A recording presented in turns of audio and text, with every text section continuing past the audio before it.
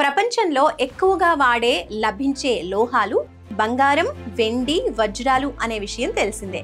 కానీ భూమి మీద అత్యంత అరుదుగా లభించే ఖరీదైన లోహం ఏంటో తెలుసా? అదే రోడియం. ఇతర లోహాల్లాగా ఇది సహజంగా లభించదు. కేవలం platinum, copper, nickel by products గానే ఇది దొరుకుతుంది. అలాగే ప్రపంచవ్యాప్తంగా ఏటా 30 టన్నులే ఉత్పత్తి అవుతుంది. అందుకే 1 గ్రామ్ రోడియం ధర ఏకంగా 12,000 రూపాయల పైనే ఉంటుంది. ప్రపంచంలోకెల్లా అత్యధికంగా దక్షిణాఫ్రికాలోనే 80% రోడియం లభిస్తుంది.